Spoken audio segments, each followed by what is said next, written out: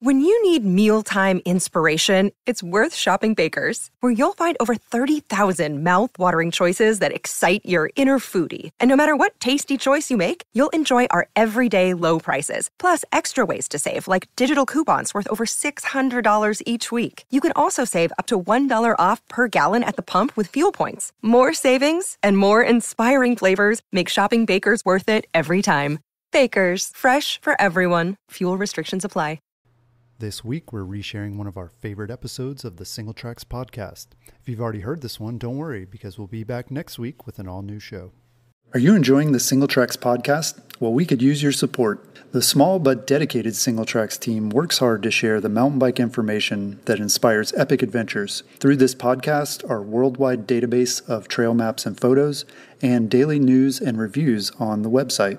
So, consider becoming a monthly, annual, or lifetime pro supporter and enjoy ad-free browsing on the website, free Single Tracks stickers in the mail, and discounts on merch for as little as $3 per month.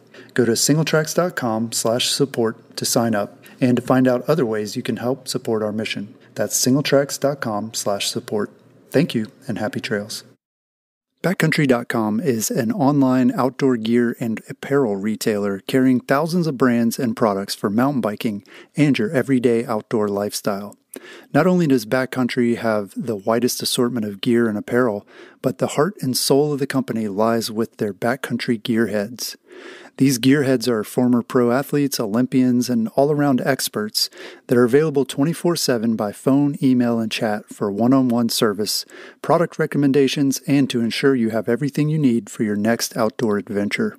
Go to www.backcountry.com/singletracks and use the code SingleTracks15 to get 15% off your first purchase.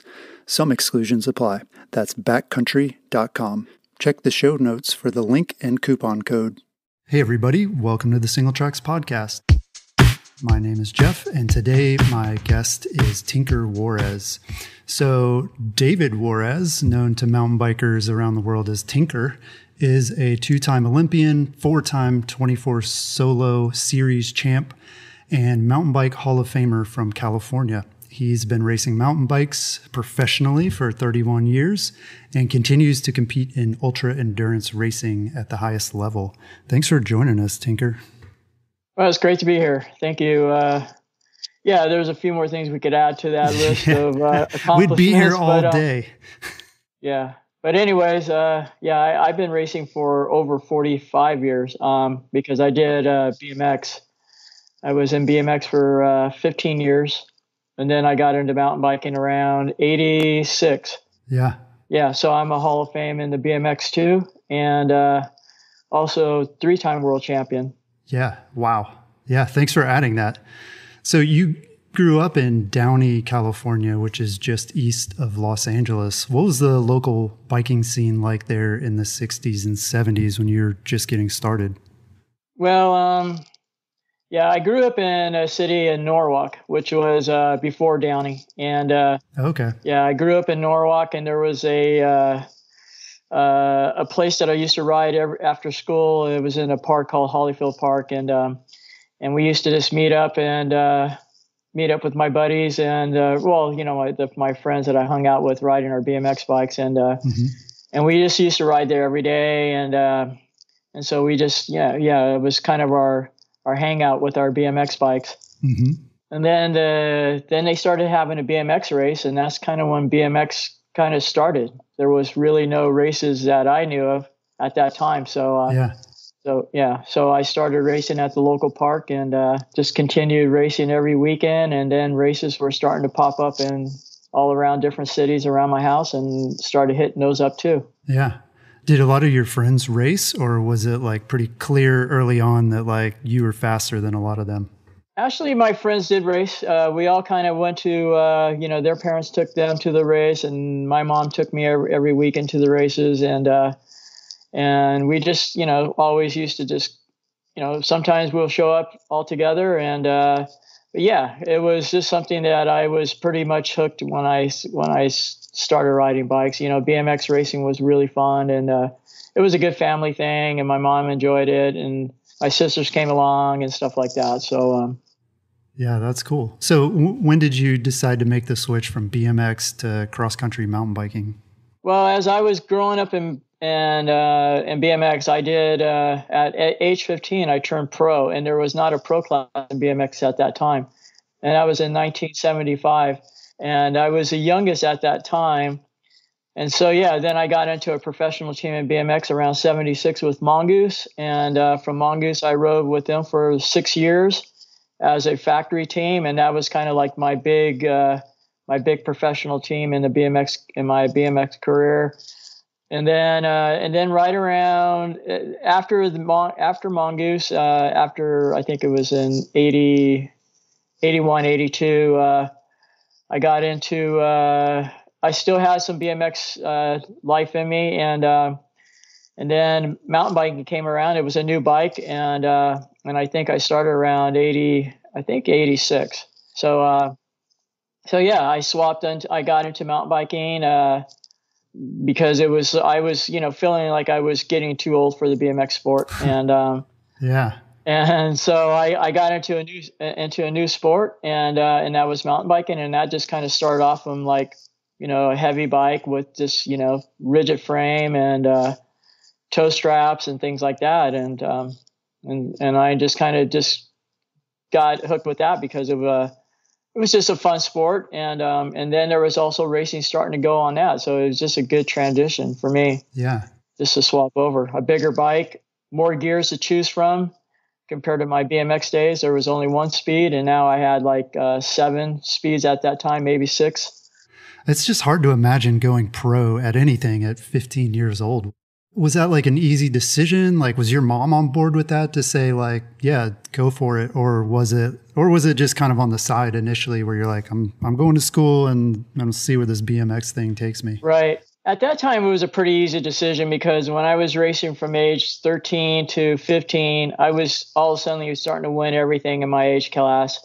I moved up from like a beginner level to a pro expert level, and within those 3 or 4 years, and then there was some money involved in the BMX racing at age 15, and I thought, wow, win a little bit of cash, for first place instead of getting a trophy. I was probably won like over 700 or 800 trophies in my BMX career. I don't know if I won that many between that age and 15, but I was racing BMX my whole career, and I was always winning trophies. Yeah. So yeah, I wish I would have taken care of my trophies, but growing up as a kid, we didn't know how to take care of much. We just kind of threw them in the back or put them somewhere, and didn't have any thoughts of putting them in, trying to save them for maybe in the future or something. Yeah, well, it sounds like you'd need like a warehouse or something to hold them all anyway. So yeah,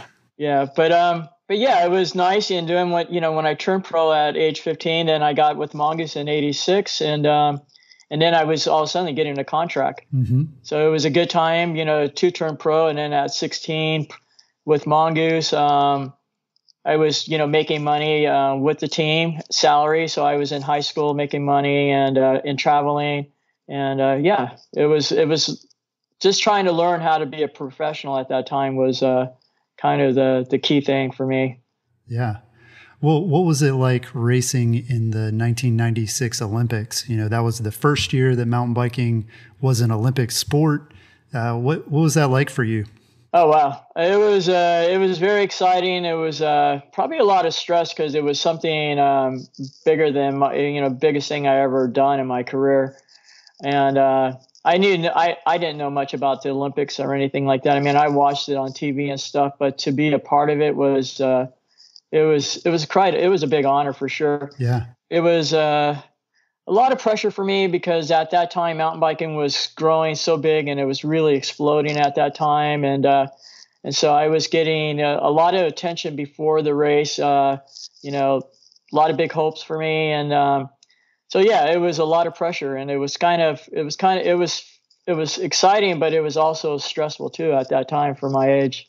Yeah. I mean, it was I didn't know what to expect or how I was going to do. I was hoping I was going to do well, but it started off okay. I mean, qualifying for the Olympics at that time, I did really, I was having my best years in my mountain bike career. I mean, I won everything. I was national number one. I was, ranked up there in the UCI as the best American and all that. So it was really nice to be picked, first to make it on the team.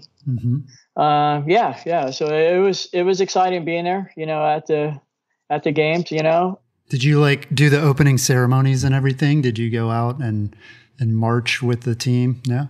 No, I wish I would have, Yeah. The first Olympics, I did not get too involved with any of the other events that were going on. When I made it to Sydney, I did do the open ceremony, and I think I went to one other event to watch and stuff like that. But but the first Olympic, I think I just kind of, like I said, I kind of just folded a little bit, just took it way.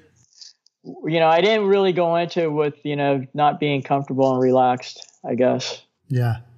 Well, you're easily one of the most recognizable riders out on the race course every time, you show up at the starting line. So are you able to use that to your advantage, or are there drawbacks? Are people kind of gunning for you? They're like, oh, Tinker's here. I gotta really put out a big effort, or. I don't know. I think, after my long career, it seems like, it's nice to be still, be a big threat in a race, but, I'm just excited just to be a part of them, just going to the races, nowadays, I get invited to races and so that's really, for me, that's just a big honor just to be, getting my expense, getting everything covered to go to races now. And people still enjoy watching me races, and the places that I race at are, people know that I'm coming, so they're excited to get against me, and I know they're all wanting to beat me. So there's no question about that. And everybody's, yeah. So I'm still quite, I'm just very excited that people still want me to come to the races, and places I go to is still growing, it's still growing. Yeah. I'm here in California, it's grown and it's kind of outgrown. And, but when I go to other places, people are, still want like me as a legend to show up, because they're excited that I'm still doing it at my, especially at my age now. Yeah. Well, yeah. I mean, you have so many fans, having raced for so long, and just, I think your personality too, from what people can gather, they're excited to see you. Does that, before the race, are people coming up to you and patting you on the back? Is that distracting, or do you feed off of that a little bit? Yeah, I do. I've actually enjoyed that, because then it just takes my mind off my, getting ready to race. I'm more relaxed when I get people asking for, a photo or something like that. It's still, I don't understand why they want a picture with me, but I think there's better looking people than me around, but it's fine. I enjoy it. It definitely, it takes my mind off the race, because I already know that I'm here to do what I have to do, just ride my best. That's all I could do. Yeah. And people are excited no matter how I do, so that kind of gives me more motivation, where I feel like I want to do good for them, because I'm here. Yeah. Well, what do you make of the bike industry's recent push for more diversity in our sport? I think it's great. It's helping me out, because it's not just focusing on one thing. I was, for my whole career in the beginning, it was all about cross country racing. And then, a lot of other things started happening: endurance racing, enduro racing, trials going, not trials, but cyclocross in the winter. Now gravel bikes is really coming in strong. And so I really think that the sport needs it. Cross country is, it's not, it's still a big part of everybody, it's still a big part in the sport, but I think there's a lot of other things that are happening that are starting to do really well too. Yeah. I've been doing endurance for a while now, a long while. And I'm lucky that there's always endurance races to choose from in the calendar. There's races all the way up to to November, with endurance racing, and now gravel racing is happening, and I'm getting invited to do gravel racing, so I'm excited about that. Mm-hmm. I enjoy gravel racing because I train, probably 90% of my training is on my road bike. Mm-hmm. So when I get on a gravel bike, I feel, pretty much right on, at home, because I do so much road training. And I think I do a lot of road training more because I live, I'm only about 18 miles from the mountains, from driving.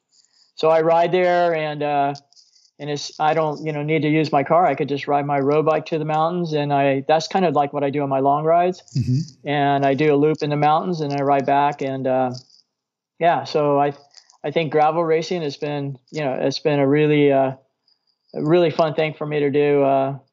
I'm still looking for the certain kind of gravel racing I like to do. I'm not a pure flat kind of racer, and I'm still more. I've always enjoyed climbing, and if there's climbing and gravel racing, then I'm always excited about doing those. Yeah, are you seeing different types of riders at these gravel events? Like, we've heard that it's more women are interested in gravel because maybe they had felt, or beginner riders as well, had felt sort of uncomfortable riding on the road and, getting away from cars and things like that.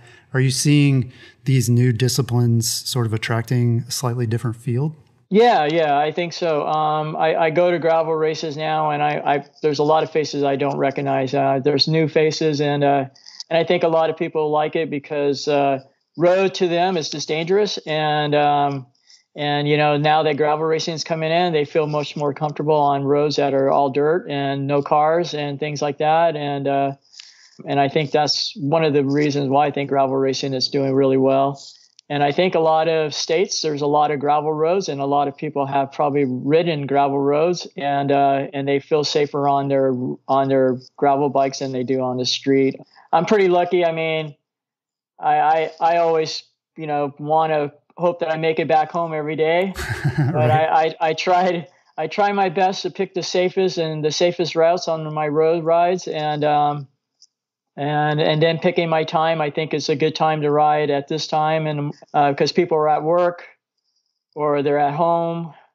But when a lot of people don't get that chance to ride pick their times, and so when they have to ride, it's usually after work, and that's when traffic is pretty stressful at that time. Yeah. So so I understand. I totally understand about why roads are so dangerous, and there's just so many cars, and people don't pay attention to us. Yeah. And you just got. I just try to just be as safe as I can, and that's all I could do.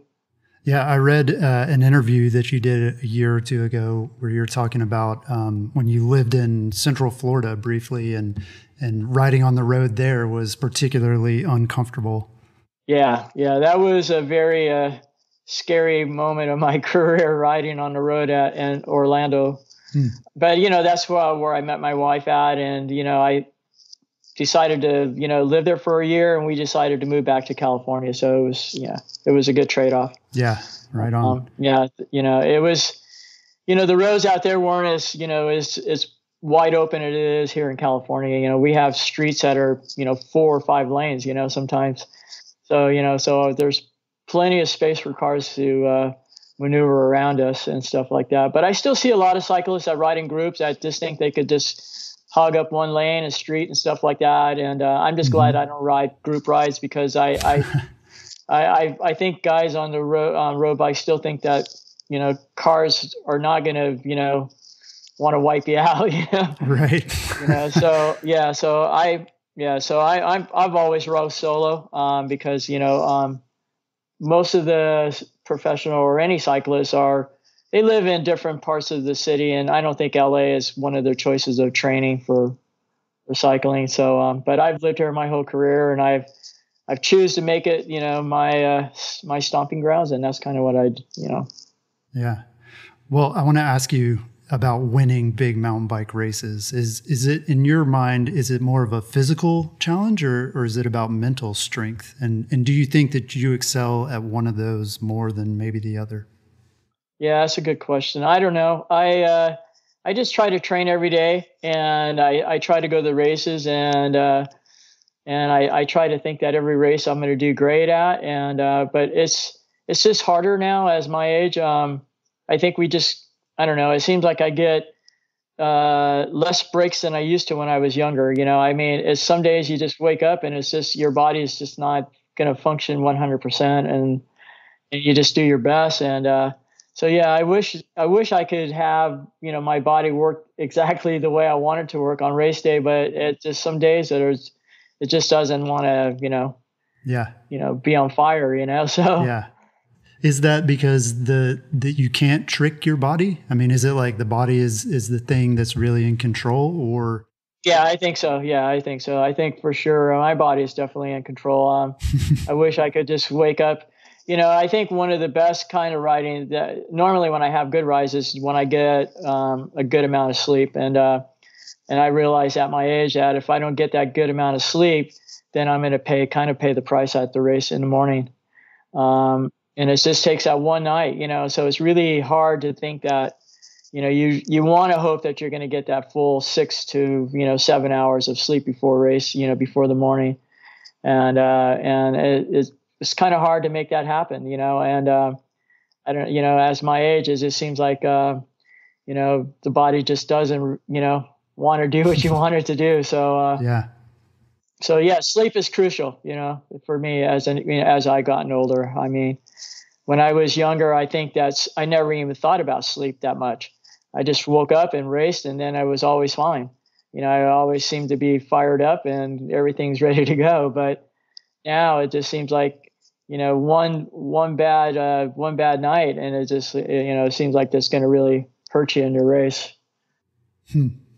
Yeah. Well, I was going to ask you about that rest as well. Your race calendar tends to be super full every year, seemingly. So what's your recovery routine look like? Yeah. So normally, with the full schedule, my training, I usually, a few days before a race and stuff like that, like on a Monday, I'll kind of do one, medium hard ride. And then from Monday, from the rest of the week till travel day, like if it's on Thursday, I usually take off. I'm always just doing maybe 2-hour rides, at least 2 hours every day. Even on your sort of the days you're leading up to a race, like that's an easy ride for you, is 2 hours? Yeah. Normally just 2 hours before, and then the day of the race, if it's a long distance, if it's a 100-mile race or whatever, I might go out for at least an hour before just a day before the race. I don't do a whole lot, building up to the race. I don't really. The only time I take off is when I'm traveling on a plane, and when I arrive, I'll take off that travel day, and then the next day, if it's Friday, I'll go for just to kind of shake up the legs and stuff like that. Yeah. From traveling, from the plane or whatever. What about the day after a ride? Like you go all out, you win the race. What's Sunday look like? Yeah, sometimes it's good to get a ride in, but normally that's usually the travel day. So, usually I travel home the very next day. And if I am there for a full day, then I'll definitely go for a recovery ride. It's just going on the road or whatever. I won't go, off-roading or anything like that. Yeah. I'll just spin the legs or whatever. It could be, another hour or 2-hour ride again. Yeah. Do you like reward yourself too? Do you like, I don't know, eat a big bowl of ice cream or something, or do you stick to your routine pretty well? Yeah, that's something I'm really still wanting to work on is dieting now.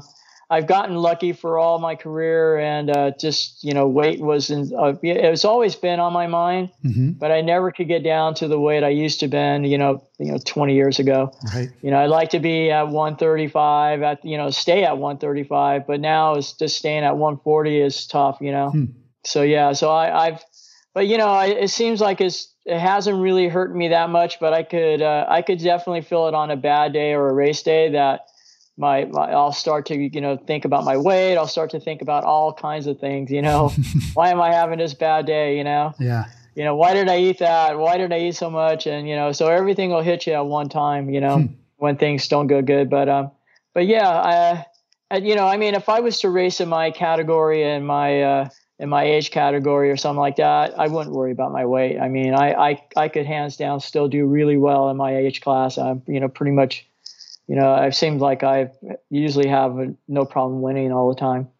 But when I race at the open class and the elite class, I'm always, there's always going to be a few guys out there that are going to be lean and mean and ready just to tear me apart if they can. And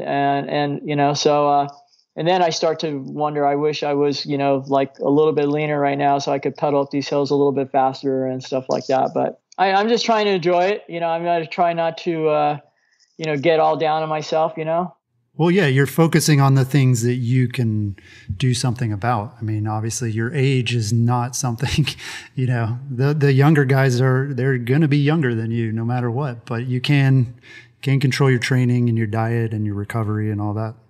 Yeah, I think so. I think, because I train so hard, I kind of think that it's okay to keep on eating as much as you want. But it's always, it's just, like a yo-yo, like the next day you got to work hard just to kind of get your weight back down. And then you get back and then you eat again. And it's just like up and down, but my weight never changes because I never really changed my diet. So, yeah, but I'm going to try to work on it. It's something that I need to work on. I know I could cut calories here and there, slow down on bread eating and slow down on, certain, maybe cut down on beer and stuff like that. Yeah. Yep. Having a beer sponsor and getting all the beer you want is kind of hard to say, oh, one beer only, so yeah. And then with the weather being so, freaking hot here, and you're going out there and just, sweating like a pig. So, you want to come home and just, kind of reward yourself with a cold beer or something, so. Exactly. Yeah. For me, I think for a lot of us, that's what keeps us going is, during the ride, we're thinking about how we're going to reward ourselves at the end.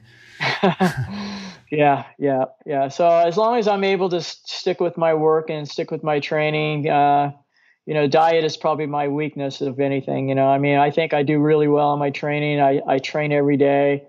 I love riding and, and I don't think that's my weak point. My weak point has always been, probably my diet. Well, you've, raced in some pretty incredible races over your career and you're still doing it. A lot of these really ultra endurance races like La Ruta, the Race Across America, 24-hour solo races. What's been the most difficult mountain bike race you've competed in? Well, when I think about 24-hour racing now, when I used to do them, I think about it now. I couldn't see how it's possible for me to do them now. It was really, like I said, it was all in the head when you're ready to do something, and your mind is set, you could do it. So back then I was excited about doing 24-hour racings and I was, I had my schedule and I had like 4 or 5 of them a year. And I was, ready for them. And, but, I now that I think back and how how I was able to do it is pretty, it blows me away that I was able to do so many races. And now I have a hard time thinking of doing a 12-hour race. Right. I imagine like just that first lap. Even back when you were into it and you could get excited about it, I just imagine that first lap and thinking, oh my gosh, like for the next 23 and a half hours, like this is what I'm going to be doing. Yeah, it was pretty crazy. And I did a lot of them. So I was, I'm really happy that I did them. And it's just something that I'm, now that I look back, I'm just like blown away that I've done so many of them. So yeah, so it's just, determination, whenever you put your mind into something, it seems like when I do that, I'm always ready to do it. I'm up for the challenge. Yeah, that's great.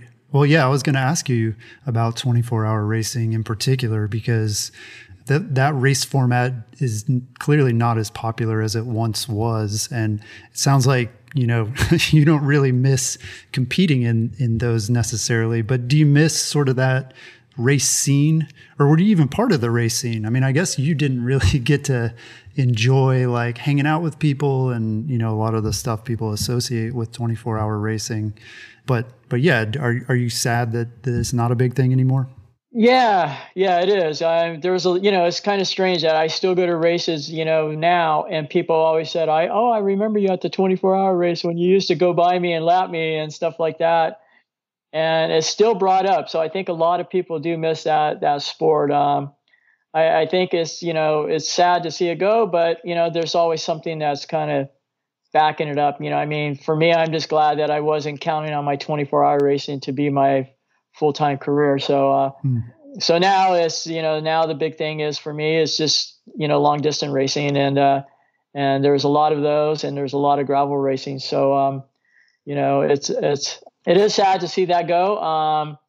But I think Tucson's about the only strong one that's going on, the Old Pueblo, and I've done enough of those, so I have no interest of doing those anymore either, or showing up. But it still looks like it reminds me of all the 24 hours. That's how it used to be. It was just like a small little city for the weekend, and people having a good time that are not racing, I think that was why I enjoyed the 24-hour racing. It was just the atmosphere, the energy that I got from people going during the day, just seeing people pedaling their bikes during the night. Yeah. 3:00 in the morning and stuff like that. It was, so that was what kept me going. I mean, that was, if they could do it, I could do it too. Yeah. Well, we've kind of talked about it a little bit, but I'm still curious to know sort of the basics of how you train for these ultra endurance races. I mean, it seems like to a lot of people, it probably is just like, well, just ride your bike all day and then you'll get good at riding for a long time. But it's got to be more complicated than that, right? Like, so what does that look like for you during the week? Yeah, I mean, I do have a way of, I push myself. I know how to push myself from just competing my whole career. Just knowing what how I should set my pace on my rides.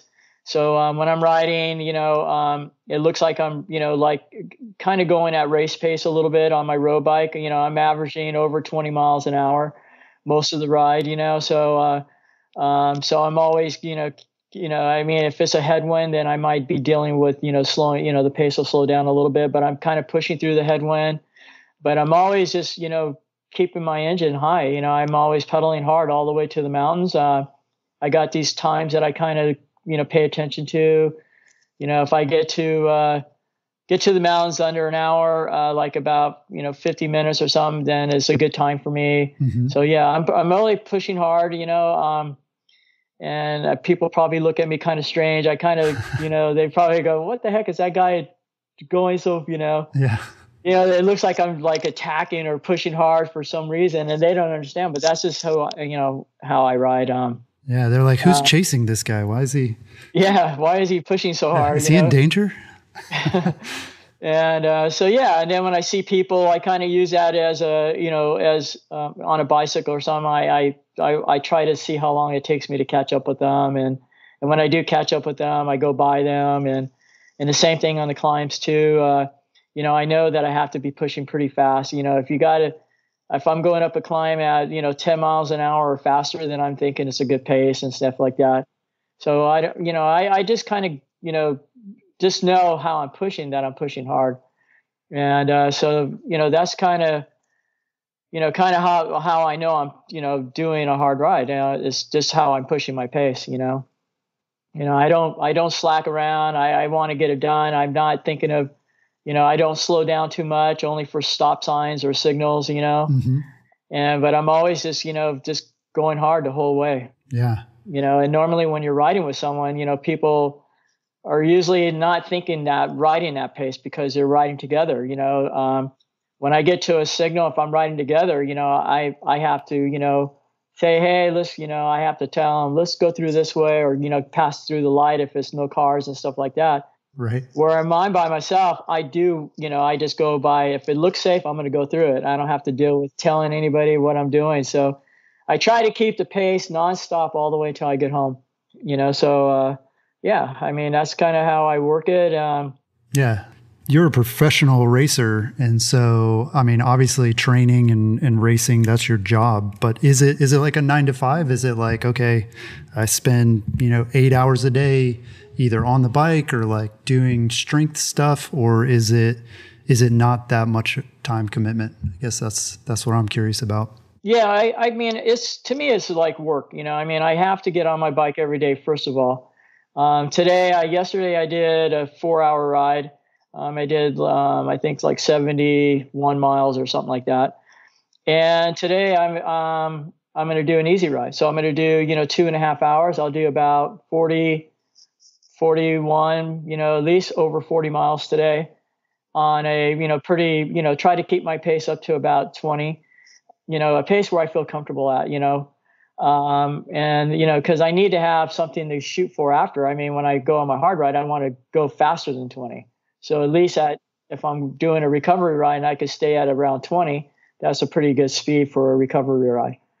So I kind of I got to have some kind of goals, so, easy rides, I got to, keep it at a certain, pace. And I look at my speed. I don't look at, I don't do any cadence. I don't do any heart rate. I don't do any of that.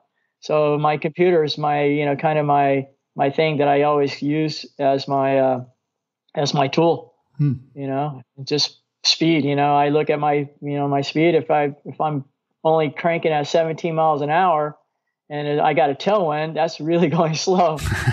Right. So if I'm cranking, if I get a tailwind, I'll push it up to, even on an easy day, I'll push it up to 22, miles an hour, take advantage of a tailwind. It's still, you're spinning, and it's sort of, to me, I think of motor pacing, if you get a tailwind, you're kind of like getting a break and you're getting a, kind of like a motor pacing ride. So I think of it as a motor pacing ride, take advantage of high cadence right now. Yeah. Well, tell us a little bit about the Tinker Classic Gravel Race and Grand Fondo. That's a relatively new event that takes place in Utah, right? It's in Beatty. Oh, okay. Yeah, Beatty, Nevada. Yes, Simran, which is a race promoter, she came up with the idea of having a Tinker Classic, and the only bad thing about it is Beatty is just probably maybe a few hundred people in this town. And it's really far to the middle of nowhere. So, so anybody that wants to go to Beatty better love nature and better love the desert, because that's all you're going to get. You get cactus, you get tumbleweeds, you get maybe some donkeys out there. And, you get some small, nature out there, life. But there ain't much. So, I'm pretty thankful because it is not too far from Vegas, maybe 2-hour drive from Vegas. So people from the Vegas come, but from California, for me to drive all the way up there, it's a pretty long drive. It's almost 4 hours, 5-hour drive. And, but like I say, it's Simran was, she's a really good friend, a really good race promoter. She puts on a lot of good races in Utah. Mm-hmm. And she wanted to have the Tinker Classic. And Dave Spicer, which is the guy that owns the ranch, really loves biking. And he opens his ranch because he's made a lot of single tracks out there for people just to come to his, his ranch and hang out and go and ride some single track and stuff like that. So there was really nothing that I had to devote except give my name and try to show up, to my own race. Right. So for me, I felt really thankful for her to even want to have a Tinker Classic, so it's more like it's turning out more like a big group ride. It's not going to ever grow into, attract hundreds of riders and stuff like that. But it is a fun place. And, if you like riding in the desert, this is, a perfect place to do it. Yeah, that's cool. I imagine the racing part is tough because who wants to come and compete against you? This is your race, It's like, wait, do we let this guy win or what do we do? Yeah, we were talking about that. I won it the first 3 years and I did get some pretty good competition but it comes down to the endurance at the end and that's where my strength kind of kicks in. Mm-hmm. Some guys just push it really hard, too hard in the beginning, and I have to hang with them. And I'm trying to think, how long is this guy going to keep this pace? And then I'm going to, okay, if you want to do the work, go ahead. And as sooner or later, they start to, gear up one gear just because they're starting to pedal backwards a little bit, and then I start to feel that I start to feed on that when I know they're starting to hurt, and then hopefully I have something at the end to beat them.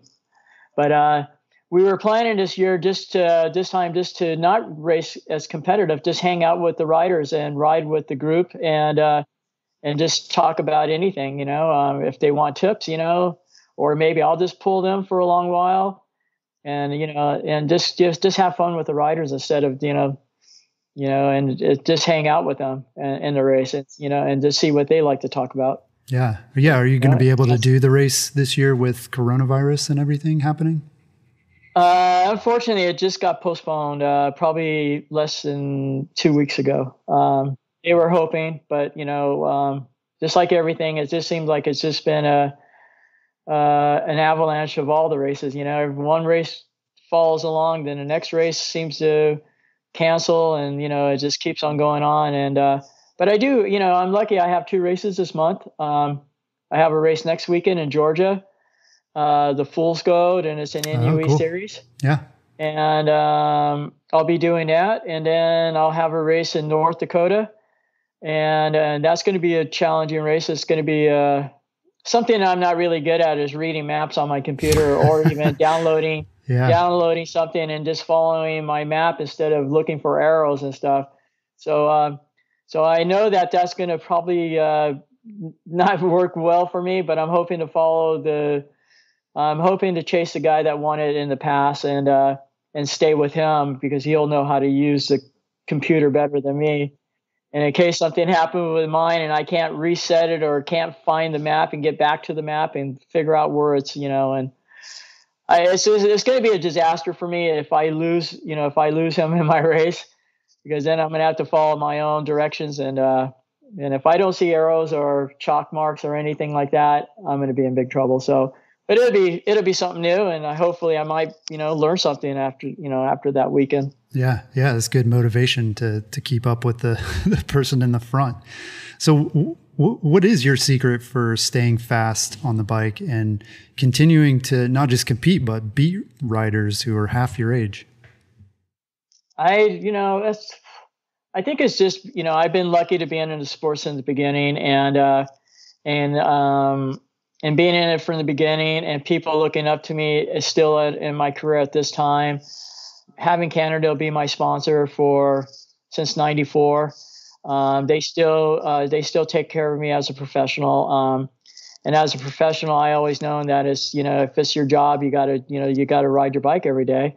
And living here in LA, when you ride, there's nobody out there, and you got to think that, man, this is my job, and I have to, and those are their jobs. So I'm just really thankful just to be able to still do it, and, to do it as a job, cause when you think of everybody around California, I mean, there's no cyclists that do it for a living. And, that's kind of a big honor for me to be still doing it, at my age, and, getting to put my helmet on and put my put my gear on and going out and doing this every day. It's, Canada will give me the best bikes. I mean, that's pretty good motivation. So I'm to be at 59 and doing it, as a professional this long, I don't want to wake up and hopefully this is, I just want to keep it as a dream. And my goal is that if I made it to 59, I'm hoping to make it to 62 as a professional. That's kind of my goal. Yeah. Cause in this way I could start collecting money and, right. and I could, if I don't have a job as racing, at least I'll be able to survive with the money I'll be collecting from unemployment and stuff like that. Yeah. Or Social Security, I mean. Right. Well, have you been able to avoid injury, would you say? Is that something that's allowed you to ride a long time, or do you recover fast from injury? I think it has been lucky. I've been very lucky. I mean, I had some close calls in my past. I remember having a fracturing, or again, what did I have happen to me? I did something to my hip. I got a hairline fracture or something like that.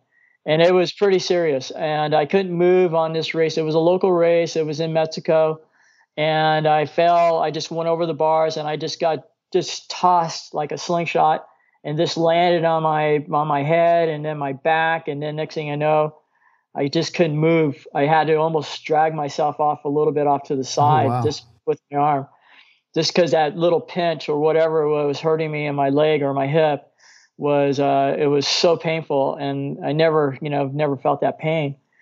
And so, then I had to get in the truck, and then the truck was off road, and then I had to fill every little bump in the truck, laying in the back bed, and didn't know what was wrong with me. And, I had blood coming out of me in my arm or something like that.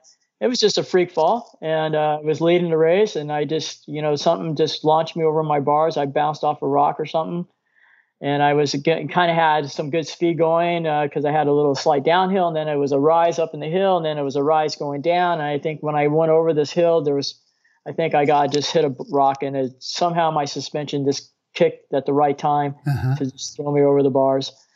And then after that, I, got home, and, they couldn't do anything to me because it was a fracture.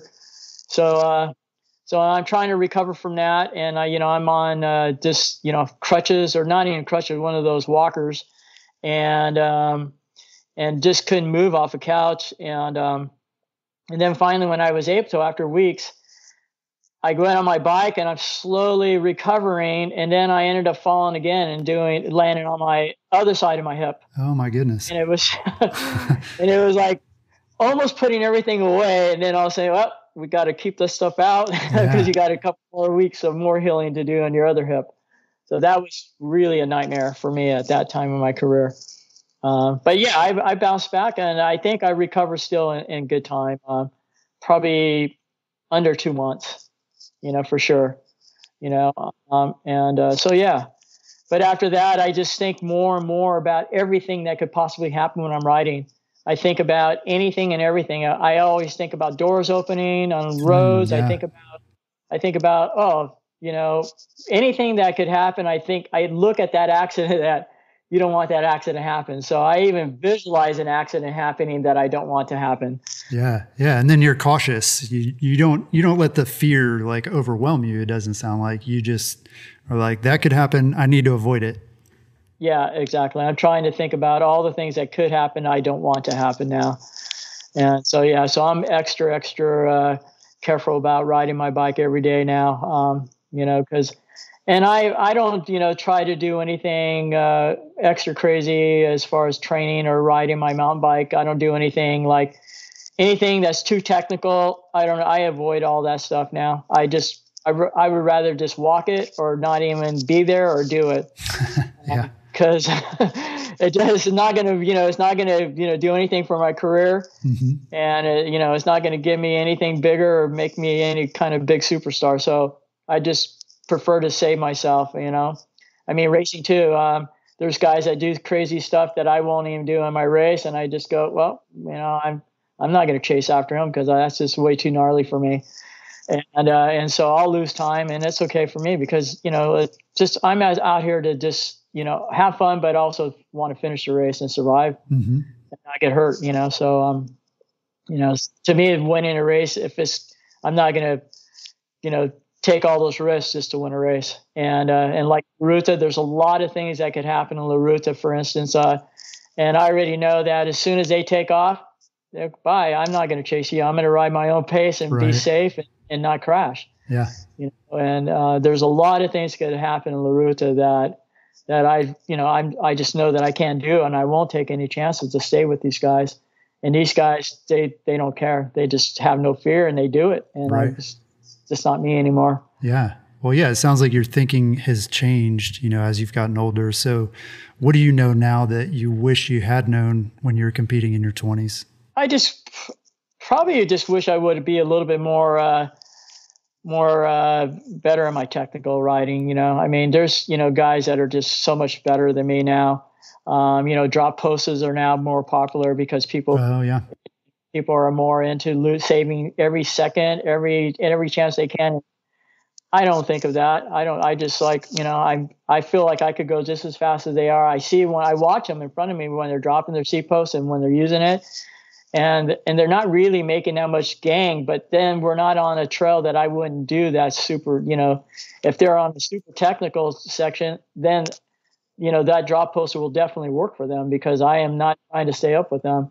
So I see the big advantages on a lot of technical courses, and I totally see, how they're, making up time and saving time and all that. So yeah, there is an advantage with it, but like I say, I'm not the type that if it gets too hairy, I don't care if I wouldn't, even a drop seat post is not going to make me go make me want to take that section or do any different. So, Yeah. Well, it's working. So you've raced bikes all over the world. Where are your favorite places to ride just for fun? Wow. It seems like everywhere I go, it's just a new place and it's new trails. And, I just enjoy just going into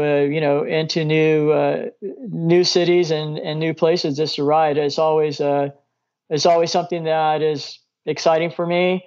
I've been to Europe a lot, and I ride in Spain, and I enjoy Spain.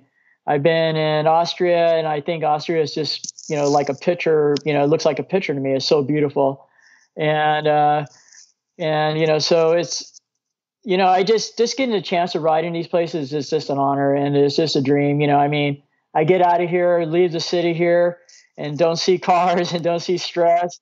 And don't have to deal with glasses or broken bottles and homeless people and all this stuff. Yeah, I go anywhere, it's like paradise, So, So for me, it's just it's just an honor to really see other places and just to get a chance to ride on their trails and enjoy their in their places and stuff. Yeah, that's a good way to look at it.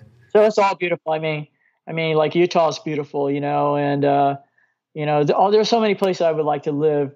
Different, but I choose here, my family's here, and I'm just lucky to be able to go there and spend a weekend just to ride on their, in their beautiful place where they ride at. And there's some times where I almost like to take even a small little vacation to go there and train, just because it's so nice, Yeah. And so there's everywhere that I've been to is usually a beautiful place, Yeah. Even the Badlands in North Dakota is even beautiful, So it's all nice, I get to ride their beautiful trails, and it's really for me, I'm really thankful just to be able to get that opportunity. So yeah, that's great. It makes riding fun, because it's so beautiful and it's exciting and it's a different kind of a challenge, and yeah. Well, you mentioned that you're 59 years old. And so the last question I want to ask you is, how do you plan to celebrate your 60th birthday next year? Oh, wow. That's a good question. Once I turn 60, there ain't no more 50s left. So right. 60 and up, and those numbers are going to get higher. I don't know. We thought when I turned 50, it was going to be a big deal. And, and actually, when I turned 60, I really don't have any big plans. I just want to continue riding professionally, hopefully, sign with Canada for another couple more years and shoot for my goal to be 62. And, if I turn 62 and whatever happens with my career at that point, it's going to be all, it's all going to be all good for me. Yeah. So 60 is not my picture of, celebrating much, except just happy that I'm still doing what I love to do, is riding my bike and taking care of my kid and taking care of, just surviving each day. Yeah. Right on. Well, Tinker, thanks so much for taking the time to talk. And we really wish you the best of luck in your races this year and through the rest of your career. So thanks. Yeah, thank you, Jeff. It was good talking with you. Thank you for all the cool questions and all that good stuff, too. All right. Well, that's all we've got this week. Talk to you again next week.